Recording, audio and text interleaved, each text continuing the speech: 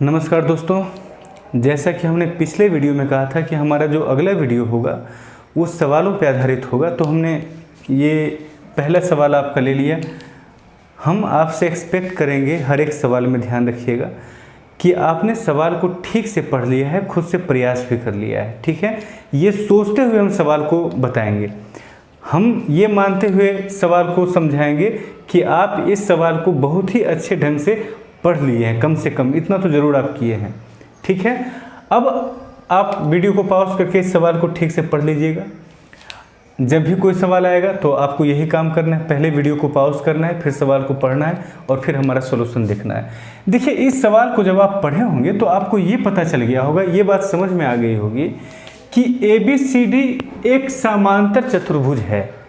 कैसा समांतर चतुर्भुज है ये नहीं पता है, कैसा भी समांतर चतुर्भुज हो सकता है। दैट मीन्स ये जरूरी नहीं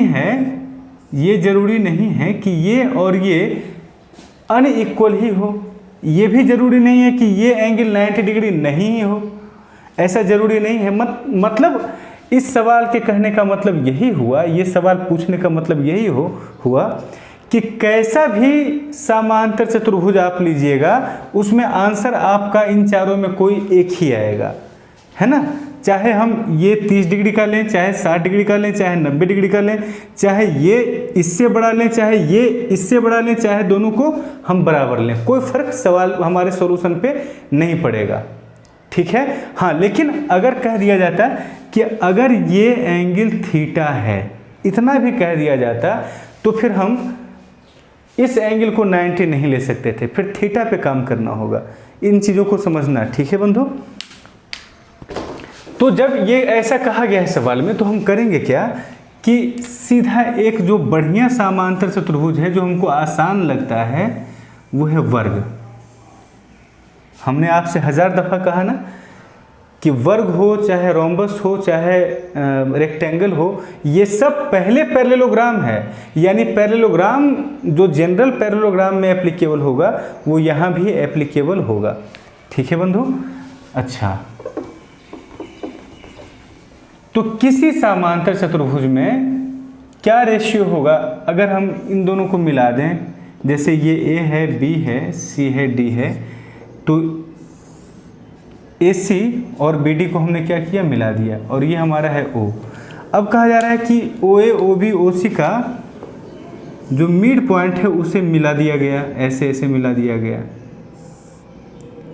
ठीक है, अब कहा जा रहा है कि ये जो PQRS बन रहा है हमारा, इसका जो क्षेत्रफल होगा वो पूरे चतुर्भुज के क्षेत्रफल से क्या अनुपात रखेगा, यही कहा जा रहा है ना।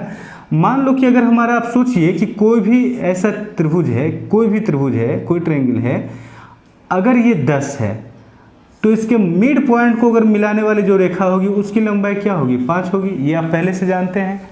ठीक है, तो अगर हम AB को ले लें 10 तो PQ हमारा क्या हो जाएगा बंधु, 5 हो जाएगा।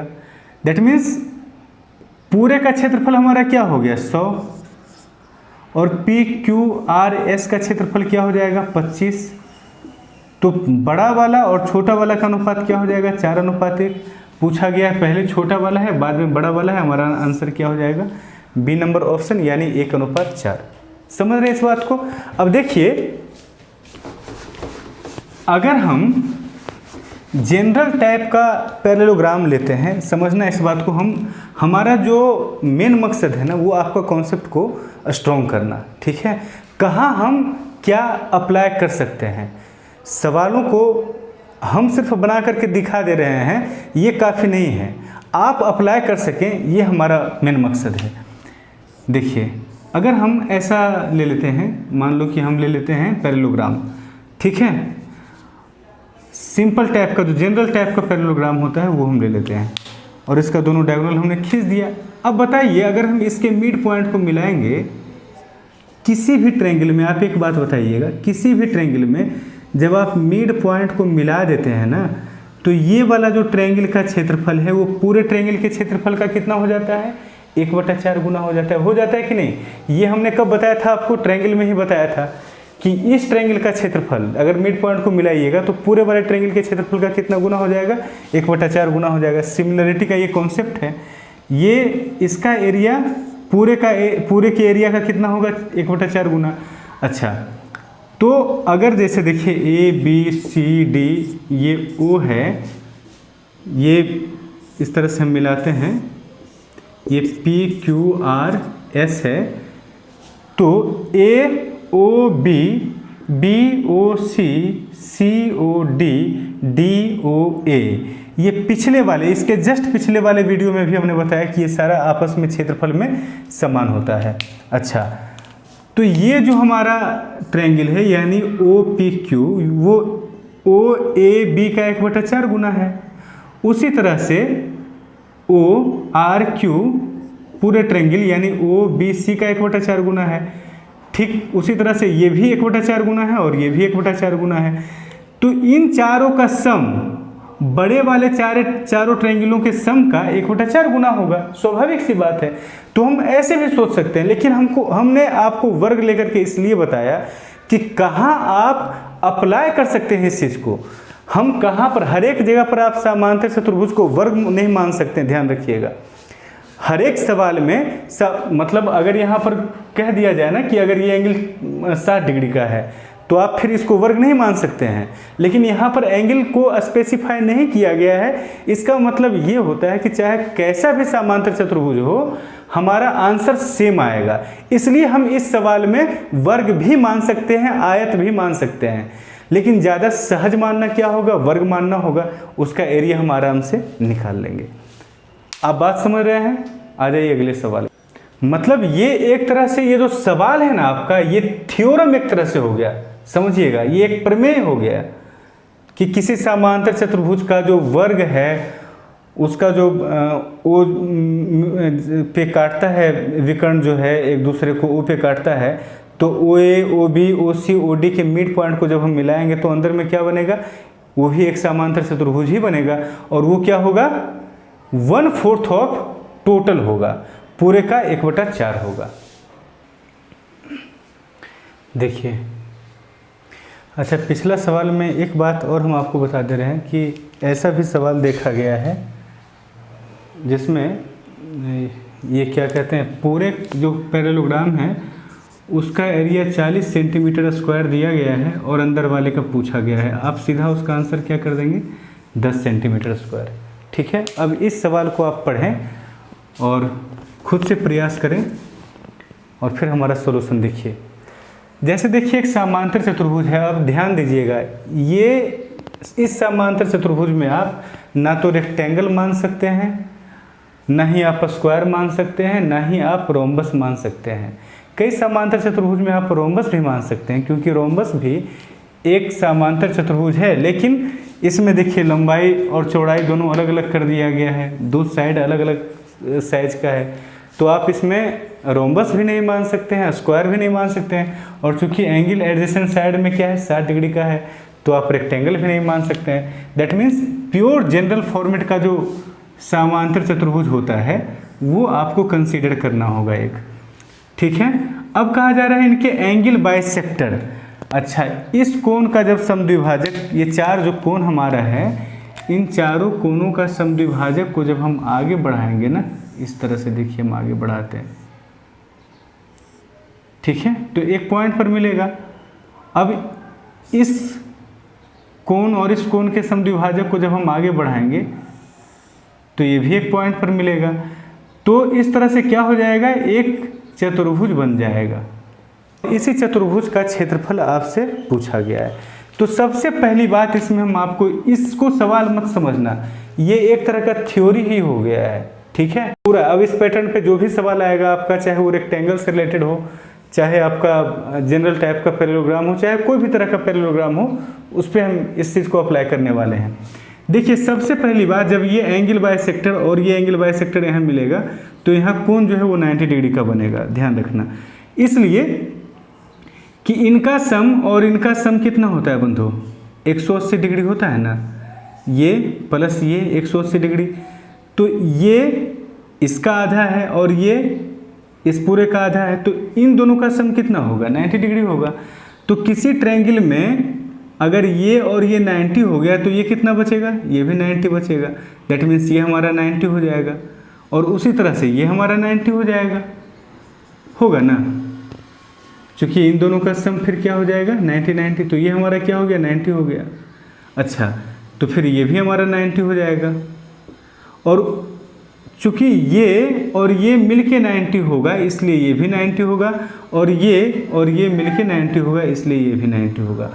तो ये जो चतुर्भुज बन रहा है ये कैसा चतुर्भुज है, ये या तो स्क्वायर होगा, ठीक है, या फिर ये क्या होगा रेक्टेंगल होगा। तो स्क्वायर को मानना खतरनाक होगा, आप जब तक कंफर्म नहीं है कि स्क्वायर ये है तब तक आप इसको स्क्वायर कह नहीं सकते हैं, ठीक है। तो हम दिमाग में ये रख करके आगे बढ़ते हैं कि ये रेक्टेंगल होगा, और ये रेक्टेंगल ही होगा इस सवाल में, ठीक है। अब समझिएगा बात को, जैसे ये है क्या एंगल बाइसेक्टर है, ये है क्या एंगल बाइसेक्टर है। एक चीज़ ध्यान देना, इसको आप सबसे पहले थीटा कह लीजिए, ये है थीटा, ठीक है। अगर ये थीटा है तो ये भी थीटा होगा, और ये क्या हो जाएगा बोलिए, ये हमारा क्या हो जाएगा 90 डिग्री माइनस थीटा, और ये भी हमारा क्या होगा 90 डिग्री माइनस थीटा, फिर ये हमारा थीटा हो जाएगा, और ये भी हमारा थीटा हो जाएगा। ये क्या हो जाएगा बंधु 90 डिग्री माइनस थीटा, और ये क्या हो जाएगा 90 डिग्री माइनस थीटा। ये पूरा थ्योरी हम इसका पहले आपको समझा रहे हैं, फिर सवाल को बनाएंगे, ठीक है। अब अगर हमको इसका लंबाई दिया हुआ है बंधु, मान लो कि इसकी लंबाई a है, अगर इसकी लंबाई a है तो क्या आप बता सकते हैं कि इसकी लंबाई क्या होगी, इसकी लंबाई क्या होगी। ध्यान रखना ये समकोण त्रिभुज है, किसी समकोण त्रिभुज में 90 डिग्री के सामने वाला जो भुजा होता है उसे हम विकर्ण कहते हैं। अगर ये हमारा a है और ये हमारा थीटा है तो ये हमारा क्या हो जाता है, जो थीटा से लगा हुआ है वो होता है a cos थीटा, और जो थीटा के सामने है ये होता है a sin थीटा। आप समझ रहे हैं ना। तो ये हमारा राइट एंगल ट्रायंगल है जिसमें ये वाला 90 डिग्री है, और ये हमारा क्या हो जाएगा, इस त्रिभुज का नाम चलो हम पहले कर देते हैं ABCD PQRS। तो DSA में ये वाला एंगल 90 है, तो इसके सामने वाला कर्ण हुआ। अगर ये A है तो ये हमारा क्या हो जाएगा बंधु, ये हमारा हो जाएगा A cos थीटा। पता नहीं आप ठीक से देख पा रहे हैं या नहीं, चलिए कम से कम कुछ तो दिखाई पड़ ही रहा होगा। जूम थोड़ा कर लीजिएगा और स्क्रीन को पूरा फुल करके ही देखिएगा। ये क्या है a cos थीटा हो जाएगा। अच्छा तब ये फिर क्या हो जाएगा हमारा AS हमारा क्या हो जाएगा a sin theta. Unnecessary informations को मिटाते हैं। AS हमारा क्या हो जाएगा a sin थीटा। अच्छा ये बताइए ये थीटा है तो ये भी हमारा थीटा होगा ना भाई, ये हमारा थीटा होगा। ध्यान रखना DS a cos थीटा है। अब ट्रायंगल DPC पर ध्यान देना, DPC पर, DPC में ये अगर हमारा थीटा है, एंगल CDP थीटा है और ये 90 डिग्री का कोण है, तो इसके सामने ये वाला तो विकर्ण हो गया और इसकी लंबाई हम B मान लेते हैं।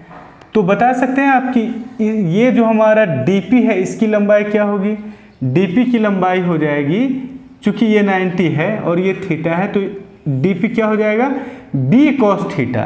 समझ रहे हैं आप मेरी बात को।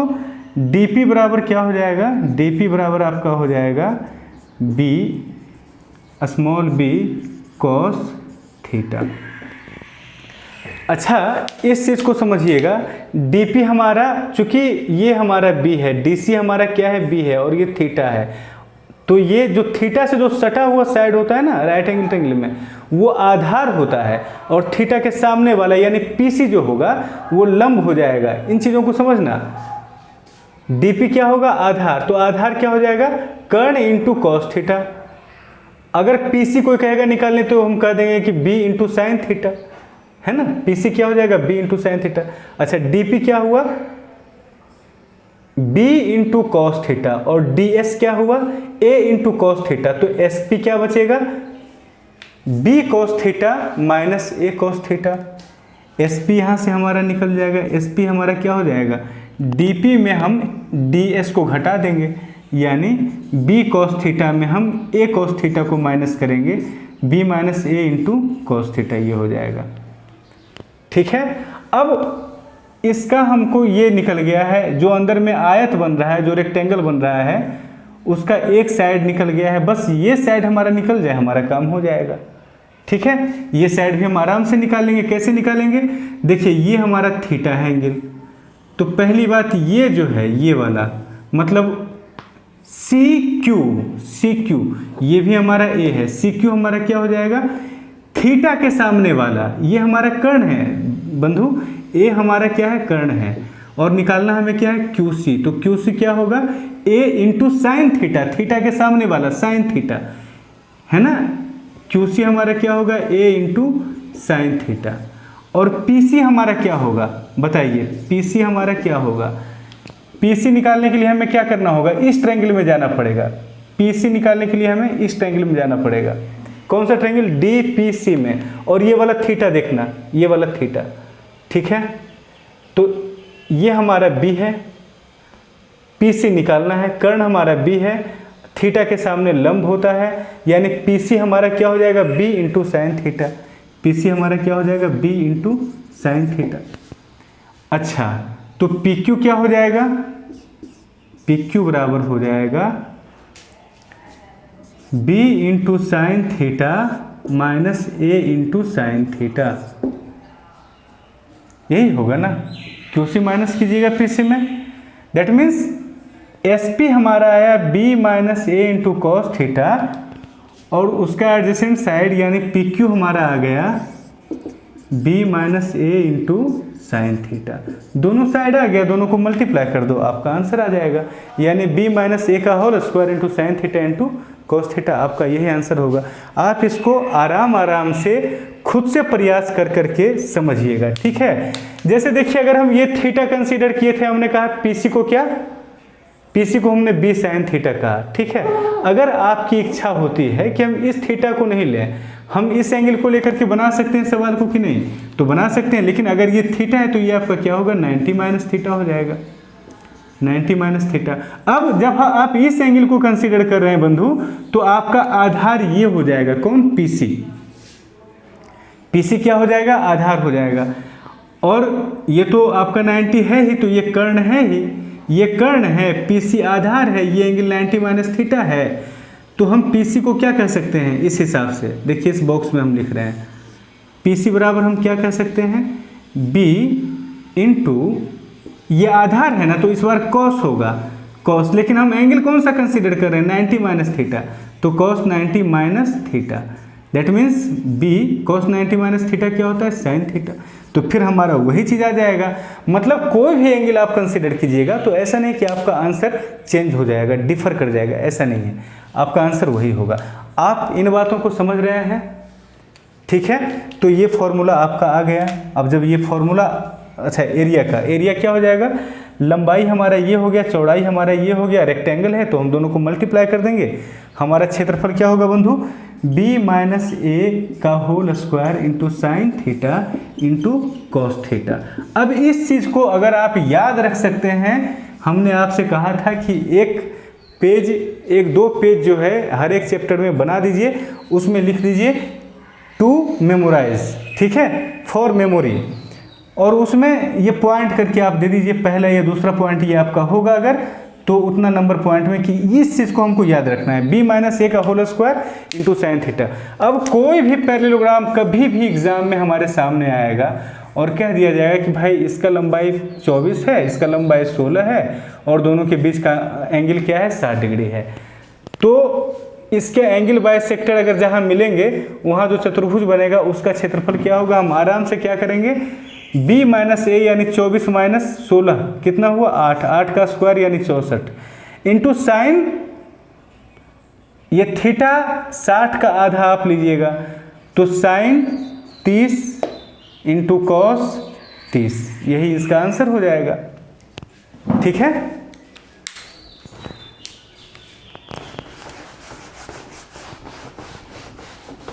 हाँ ये ध्यान में रखना कि थीटा क्या है। थीटा जो हमने इसमें लिया है साइन थीटा कॉस थीटा, वो दोनों एडजेसेंट साइड के बीच का कोण नहीं है।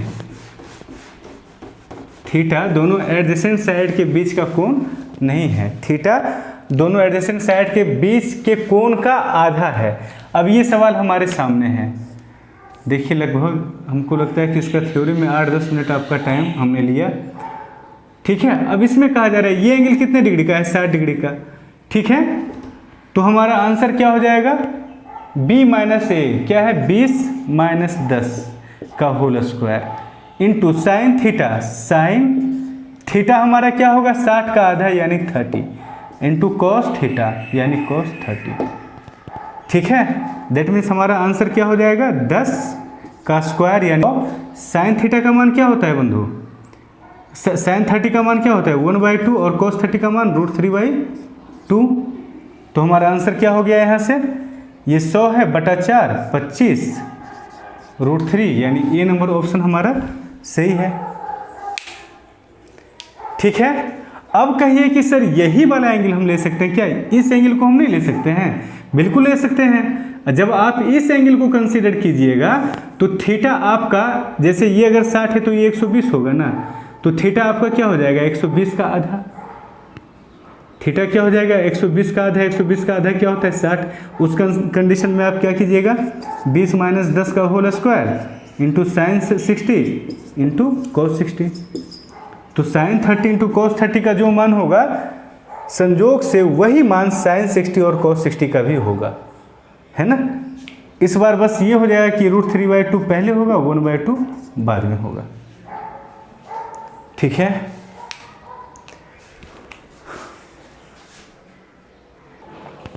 अब देखिए अगर सवाल में कभी कह दिया जाए कि आयत समांतर चतुर्भुज नहीं कह करके आयत कहा जाए और कहा जाए कि इस चतुर्भुज का क्षेत्रफल क्या होगा अगर इसका लंबाई 20 और इसका लंबाई 10 है, तो उस कंडीशन में आप क्या करेंगे, उस कंडीशन में आपका जो थीटा है ये वाला थीटा नहीं, ये वाला जो पूरा एंगल है वो कितना होता है 90 हो जाता है। तो आपका थीटा कितना होगा बंधु 45 होगा। थीटा क्या हो जाएगा 45, और जब 45 होगा तो आप क्या लिखिएगा 20 माइनस 10 का होल स्क्वायर इंटू कॉस 45 का मान भी 1/√2 होता है और साइन 45 का मान भी 1/√2 होता है। तो दोनों का मल्टीप्लिकेशन क्या हो जाएगा 2। दैट मीन्स उस कंडीशन में 20 माइनस 10 का होल स्क्वायर बटा 2 हो जाएगा। मतलब अगर रेक्टेंगल रहेगा तो कुछ सोचना ही नहीं है, सीधा क्या करना है 20 में बड़े वाले में छोटे वाले को घटा के उसका होल स्क्वायर कर दो, 2 से डिवाइड कर दो, वो आपका आंसर हो जाएगा। फिर कहिए अगर रोम्बस में होगा तब क्या होगा, तो रोम्बस में अगर आपको दिया जाएगा तो रोम्बस में ये साइड और ये साइड तो समान हो जाएगा, दोनों साइड आपका क्या हो जाएगा समान हो जाएगा। तो b माइनस ए 0 हो जाएगा, यानी आपका जो अंदर में क्वाड्रिलेटरल बनेगा उसका क्षेत्रफल 0 हो जाएगा। इसका मतलब है कोई क्वाड्रिलेटरल नहीं बनेगा। और प्रैक्टिकली भी बात सही है, अगर हम एक रोम्बस लेते हैं इस तरह का तो इसका कोण समद्विभाजक तो सीधा एकदम यहाँ जाके मिल जाता है, यानी डायगोनल ही इसका कोण समद्विभाजक हो जाता है। रोम्बस में सॉरी ये पैरेललोग्राम जैसा दिख रहा है, रोम्बस में क्या होता है कि डायगोनल ही कोण समद्विभाजक हो जाता है। इस कारण से यहाँ पर अलग से चतुर्भुज नहीं बन पाएगा। जहाँ अलग को ये डायगोनल कोण समद्विभाजक नहीं हो रहा था, ये अगर इधर चला जाता तो फिर कैसे चतुर्भुज बनता है, ये इस तरफ गया चारों चार तरफ गया तब तो बना चतुर्भुज, ठीक है। तो रोम्बस में यहाँ चतुर्भुज नहीं बनेगा, स्क्वायर में भी नहीं बनेगा और फॉर्मूला के हिसाब से भी 0 हो जाएगा क्षेत्रफल, ठीक है। इस बात को आप समझ गए होंगे। आते हैं हम अगले सवाल में। देखिए अगला सवाल ठीक से पढ़ लीजिएगा और खुद से प्रयास कर लीजिएगा और फिर हमारा सॉल्यूशन देखिएगा। कहा गया सवाल में कि एक रोम्बस है, सवाल को पढ़ के आपको समझ में आ गया होगा कि चाहे रोम्बस किसी भी तरह का हो, मतलब जैसे ये एक रोम्बस है ना, तो ये कोण चाहे 60 डिग्री हो, चाहे 30 डिग्री हो, चाहे 50 डिग्री हो, चाहे 90 डिग्री हो, कोई फर्क नहीं पड़ता है। आंसर हमारा सवाल का समान आना चाहिए। इस सवाल को पढ़ के किसी भी तरह का रोम्बस, कोई कंडीशन उसमें नहीं लगाया है, ऐसा नहीं कहा गया है कि 90 नहीं होगा या 30 नहीं होगा या 30 होगा या 60 होगा, ऐसा कुछ नहीं कहा गया है। ठीक है, जब ऐसा कुछ नहीं कहा गया है तो सवाल को एकदम आसानी से बनाने के लिए हम रोम्बस, एक स्पेशल टाइप का रोम्बस ले लेंगे जिसे हम वर्ग कहते हैं। ये एक ऐसा रोम्बस है, वर्ग एक ऐसा रोम्बस है जिसका वर्टेक्स पर का एंगल 90 डिग्री का होता है और कोई बात नहीं है। ठीक है, चलिए अब हम क्या करते हैं कि इसे थोड़ा सा इधर आगे बढ़ा देते हैं और इसे आगे बढ़ा देते हैं। इसका नाम लिख देते हैं ABCD। ठीक है, अच्छा तो ये हमारा P हो गया, ये हमारा Q हो गया। अब ये और ये तीनों हमारा क्या है बंधु, समान है।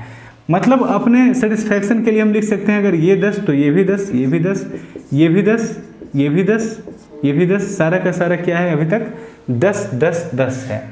और फिर इसे इस तरह से, ये हमारा D है, इसे इस तरह से मिलाया गया और इसे इस तरह से मिलाया गया और फिर क्या किया गया ना कि इसे ऐसे आगे बढ़ा दिया गया, इसे इस तरह से आगे बढ़ा दिया गया और यहाँ पर एंगल T बन रहा है।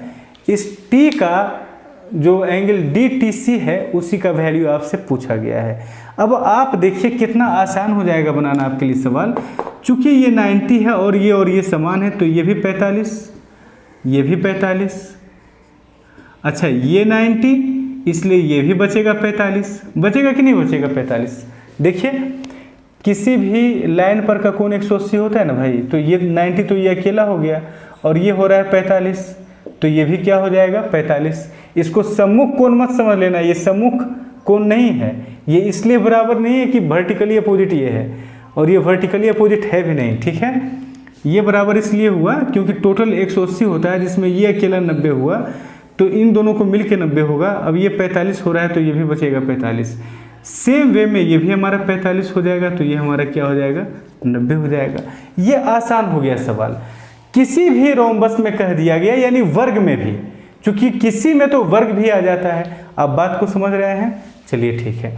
अगर आप रोम्बस लेकर के ही बनाना चाहते हैं तो वैसे भी बना सकते हैं। जैसे देखिए इसको हम बढ़ा देंगे, ठीक है, और इसको इस तरह से हमने मिला दिया। लेकिन ध्यान रखना कि अगर इसे आप थीटा लेते हैं तो ये क्या हो जाता है 180 माइनस थीटा, फिर ये क्या बचेगा बंधु, थीटा बचेगा। ठीक है, और ये क्या बचेगा, ये 180 माइनस थीटा बचेगा।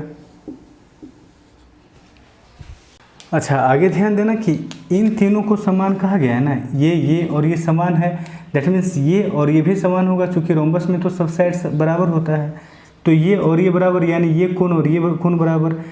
180 माइनस थीटा ये अकेला अगर है तो इन दोनों के लिए तो थीटा ही बच गया ना, ये और ये मिलके थीटा रहेगा, तब तो इसमें थीटा को ऐड करेंगे तब 180 हो जाएगा तीनों कोणों का योग।